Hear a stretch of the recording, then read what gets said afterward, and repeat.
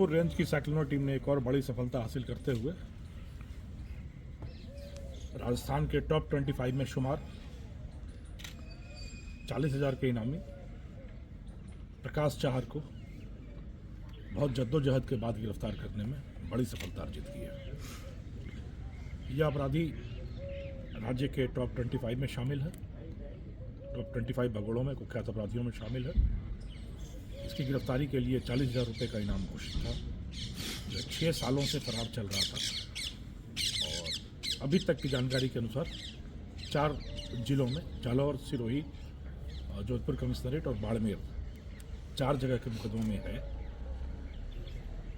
जिस तरीके से हमारी रेंज की साइक्लोनर टीम और पूरी रेंज की टीम मादक द्रव्यों के कुख्यात तस्करों के खिलाफ कमर कस के अभियान चला रही है,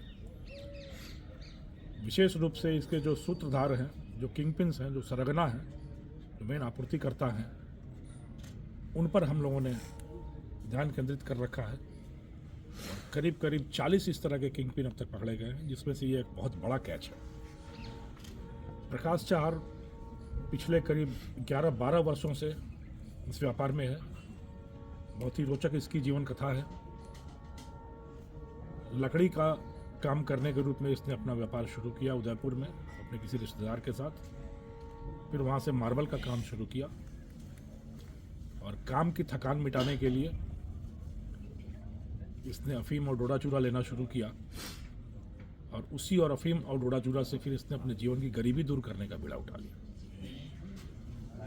लंबे समय से जो मादक द्रव्यों का एक नेटवर्क चलता है चित्तौड़, मंदसौर के इलाके से मारवाड़ की तरफ सप्लाई करने का, की आपूर्ति का, जो धीरे धीरे उसका सरगना बन बैठा। इस ऑपरेशन का नाम ऑपरेशन तमस रखा गया क्योंकि नशे के जहर के माध्यम से लोगों के जीवन में स्याह अंधेरा फैलाने का अभियान शुरू किया। और विडंबना देखिए कि नाम स्वयं प्रकाश था। खुद का नाम प्रकाश और समाज के जीवन में अंधेरा फैलाने का काम, तो इसलिए इसका नाम ऑपरेशन तमस रखा गया था।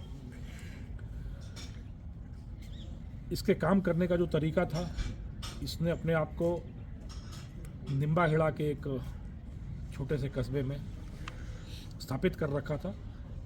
वहीं से अफीम और डोडा चूरा जमा करना और अपने गुर्गों के माध्यम से मारवाड़ में आपूर्ति करना, यह इसका खेल चलता रहा काफ़ी लंबे समय तक। जब हम लोगों ने सरगनाओं पर शिकंजा कसना शुरू किया तो इसके बारे में जानकारी मिली।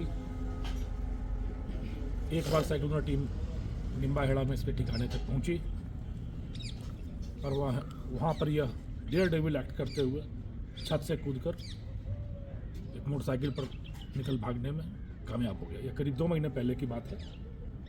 निकलकर भागने में कामयाब हो गया और उसके बाद इसने अपना डेरा बॉम्बे में जमाया। वैसे तो मुझे ज़्यादा बताना नहीं चाहिए, बट मैं फिर भी बता रहा हूँ कि इसका जो साला है उसको हमने अपने कब्जे में लिया। साले के माध्यम से पता चला कि यह बॉम्बे में रह रहा है, मुंबई में, और मुंबई से ही ये बीच बीच में फ़ोन करता रहता है। जब हमने उस सूत्र सूचना पर काम करना शुरू किया तो इसके शातिरपने की इम्तहा यह थी कि यह वहाँ पर ट्रेन में चढ़ता था, लोकल ट्रेन में, और किसी भी आदमी से उसका फ़ोन लेके कि भाई साहब एक फ़ोन करना है, अपने 2-3 कॉन्टैक्ट्स को फ़ोन करता था और फिर ट्रेन से वापस लौट आता था। तो कोई ठिकाना मिल नहीं सकता था कि कहाँ रहता है, कैसे रहता है। पर जब हमने देखा कि कैसे ट्रेन पे चढ़ता है और कब आखिरी कॉल होता है और कब निकलता है, तो एक पैटर्न पुलिस के पास आया कि यह वहाँ के भाईंदर इलाके में कहीं ना कहीं रह रहा हो सकता है। फिर हमारी टीम करीब 15 दिन तक मुंबई के भाईंदर इलाके में रही, पर इसका कोई ठिकाना नहीं था, क्योंकि जो हमने आपको बताया कॉल करने का तरीका वो बड़ा ही शातिर तरीका था। तो वहाँ लकड़ी का काम करने वालों से जब हम लोगों ने कॉन्टैक्ट किया, कई तरह के मज़दूरों से, तो उन्होंने बताया एक है जो बड़ा रईस की तरह रहता है और बड़े बड़े शौक रखता है, पर लकड़ी का कारीगर है। तो उस ठिकाने पर जब हम पहुँचे तो हमारी बदकिस्मती से वहाँ से 2 दिन पहले ही निकला था जिसके पास ठहरा था। पर जब हमने उस आदमी के तकनीकी चीज़ों का विश्लेषण शुरू किया तो एक नया पैटर्न निकल के आया गुजरात के नवसारी में। सूरत से आगे नवसारी जिला है गुजरात का, वहाँ एक नया कॉन्ट्रैक्ट स्टैब्लिश होता दिखा। फिर हमारी टीम गुजरात के नवसारी पहुँची, 5 दिन तक वहाँ कैंप किया। वहाँ फिर हम लोग लकड़ी का कारीगर बनकर नौकरी खोजते रहे। एक दुकान में हम लोग पहुँचे वहाँ नवसारी इलाके में, गांव का नाम बिलीमोरा इलाके में लकड़ी का काम खोजते हुए हम लोग पहुँचे तो वहाँ एक कारीगर ने हमें इस तक पहुँचाया। ये मालिक हैं हमारे और ये आपको काम दे सकते हैं, आप इनसे बात करो। तो जब वो ठिकाना हम लोग करीब 5-6 दिन की जद्दोजहद के बाद वहाँ तक पहुँचे, जब इसकी पहचान हो गई कि ये यही है जो वहाँ लकड़ी के कारखाने का बड़ा कारीगर बनकर, उस्ताद बनकर बैठा है, तो फिर हमने सहयोग लिया गुजरात के नवसारी जिले की पुलिस का, उनकी विशेष टीम के साथ दबिश देकर इसको बिलीमोरा इलाके में गिरफ्तार किया। करीब 5 महीने तक अपने शातिर पन्ने से ही हमारी परीक्षा लेता रहा। हम लोग 2 जगह असफल हुए, पर अंतिम तौर पर नवसारी इलाके से इसकी गिरफ्तारी हुई। अभी तक की पूछताछ में बहुत ही सनसनीखेज खुलासे आ रहे हैं।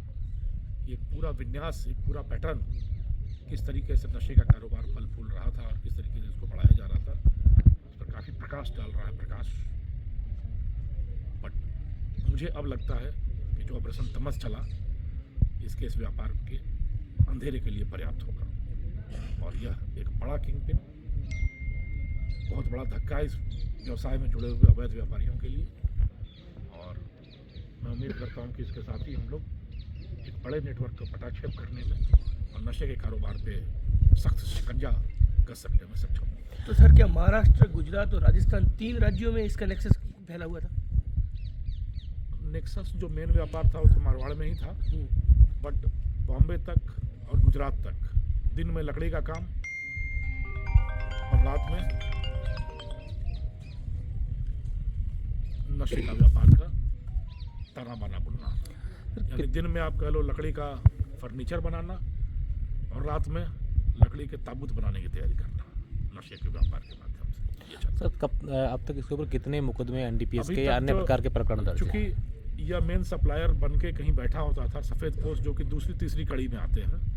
आमतौर पर क्या होता है कि इस तरह के मुकदमों में जो कैरियर्स होते हैं वो पकड़ में आते हैं और जहाँ सप्लाई जाती है वहाँ आता है। तो इस चलते इस पर मुकदमे अभी तक करीब 7-8 मुकदमों का पता चला है। अवैध हथियार रखकर उसके भी मुकदमे हैं, एनडीपीएस के भी मुकदमे हैं। 2014 के 2 मुकदमे हैं, 18 के हैं, 22, 23, 24 के मुकदमे हैं, जहां वो सेकंड कड़ी के रूप में, द्वितीय कड़ी के रूप में इसका नाम आया और उनमें मुकदमे हुए और उन्हीं मुकदमों में इस पर 40,000 का इनाम भी घोषित। सर, 15 महीने पहले बाड़मेर के थाना क्षेत्र के बड़ाऊ गांव में भारी मात्रा में डोडा पोस्ट बरामद हुए थे, आइसर गाड़ी, सुजुकी स्कॉर्पियो हुए थे, क्या उसमें भी इसका हाथ था या क्या कुछ? सदर थाने का जो मुकदमा आप बता रहे हैं उसमें इसका नाम है और सप्लायर के रूप में मुख्य एफआईआर में ही नाम था और 2 मुकदमों को मिलाकर ही बाड़मेर के इस पर 40,000 रुपये का इनाम घोषित किया गया था। सर, पुलिस की ओर से तमाम ऐसे लोगों को क्या मैसेज है या फिर क्या चेतावनी है, क्योंकि एक के बाद एक जो है आपकी साइक्लोन टीम इस प्रकार की बड़ी कार्रवाई को अंजाम दे रही, तो इससे साफ जाहिर है कि कहीं पर भी तस्कर या इस प्रकार के लोग हैं वो छिप नहीं सकते। ये बहुत स्पष्ट एवं सख्त संदेश है। इस नशे के व्यापार के माध्यम से यदि एक पूरी युवा पीढ़ी का भविष्य, स्वास्थ्य, सपने ध्वस्त करने का कोई भी कारोबार करेगा तो न सिर्फ पुलिस बल्कि पुलिस के साथ समाज के सारे पहरुए उठ खड़े होंगे और इनके खिलाफ अलख जगाया जाएगा, बिगुल बजाया जाएगा और इनको जब तक जमींदोज नहीं कर दिया जाएगा राजस्थान पुलिस चैन से नहीं बैठेगी। जो भी आदमी इस व्यापार के माध्यम से अपना सपना साकार और पूरे समाज का सपना स्याह करने का प्रयास करेगा, उसकी गिरेबां तक राजस्थान पुलिस के हाथ पहुँचने हैं और उसकी मंजिल जेल की सलाखें ही होनी है और उसके सारे सपने स्वाह होने हैं और समाज की प्रगति के मार्ग में, युवा वर्ग के सपनों के मार्ग में नशे के माध्यम से जो भी आदमी जहर फैलाने का काम करेगा उसको सिरे से निर्मूल कर दिया जाए। आई साहब, ये कहा जा सकता है कि बीते कुछ समय में जो आपने यहाँ पे कार्रवाइयाँ की है, जो तस्करी के बड़े बड़े नाम आपने पकड़े हैं, तो मारवाड़ में बाड़मेर, खासकर बाड़मेर जो बॉर्डर का इलाका है, ये नशे का बड़ा गढ़ बनता जा रहा है और युवा पीढ़ी इसके प्रलोभन में बहुत जल्दी आ रही है। क्या रेंज पुलिस को इस बात की चिंता है कि बाड़मेर जो है बड़ा हब बनता जा रहा है नशे का? में आपकी जो ये चिंता है वो बिल्कुल जायज़ है। अभी तक करीब जो हम लोगों ने किंग पिन पकड़े हैं करीब 40, जो मुख्य सरगना है नशे के व्यापार के, उसमें से ज़्यादातर की जड़ें बाड़मेर में मिली है। वो या तो रहने वाले बाड़मेर के हैं या उनकी आपूर्ति का मार्ग कहीं ना कहीं बाड़मेर से होकर गुजरता है। यह चिंतनीय है और मेरा मानना है कि इसके खिलाफ पूरे समाज को उठ खड़ा होना चाहिए, क्योंकि बाड़मेर के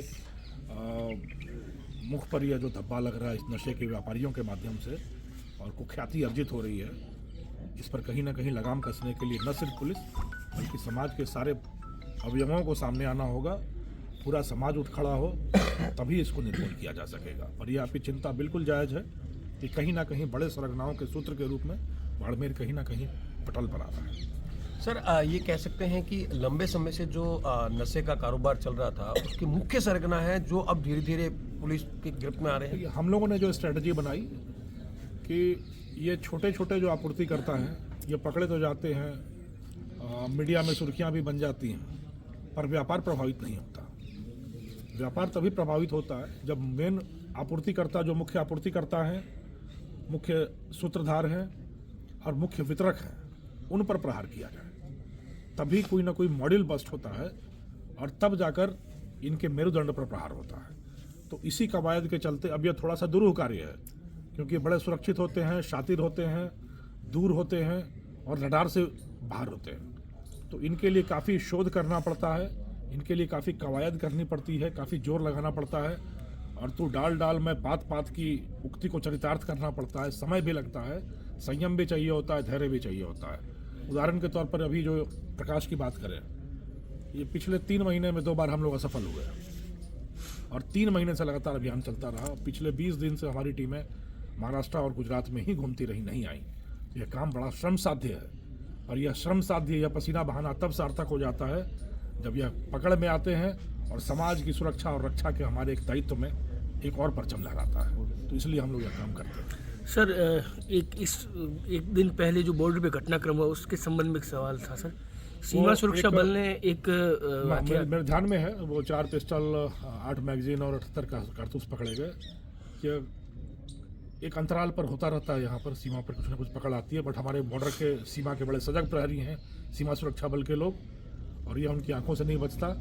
और यह आप सोचें कि अगर यह हथियार, यह कारतूस अगर निकल आता तो यह कहीं ना कहीं विध्वंस का एक बहुत बड़ा प्रतीक बनकर आता। सर, कहीं ना कहीं पंजाब के जो हथियार तस्कर है उनकी यहाँ पर जो है उपस्थिति दर्ज की। हम लोग इस चीज़ पर बहुत प्रभावी तौर पर निगरानी रखते हैं कि जो ये ड्रग्स का और हथियार का मॉड्यूल चल रहा था, जो अभी हमारी सीमाओं में भी गंगानगर बीकानेर तक पहुंचा है, वो कहीं जैसलमेर और बाड़मेर की धरती पर ना आ जाए। तो इसके लिए सीमा सुरक्षा बल के साथ, खुफिया एजेंसियों के साथ हम लोग लगातार संपर्क में रहते हैं, लगातार संयुक्त अभियान चलाते रहते हैं, ताकि ऐसी कोई भी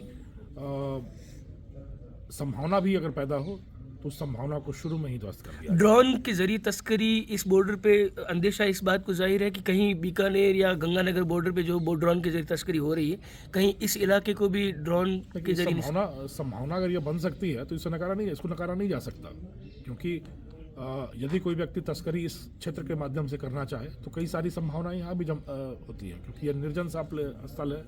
यहाँ पुलिस बल की, सुरक्षा बलों की उपस्थिति भी थोड़ी कम है और वीरान इलाका है, निर्जन इलाका है, खास करके सीमावर्ती इलाकों में देखें तो।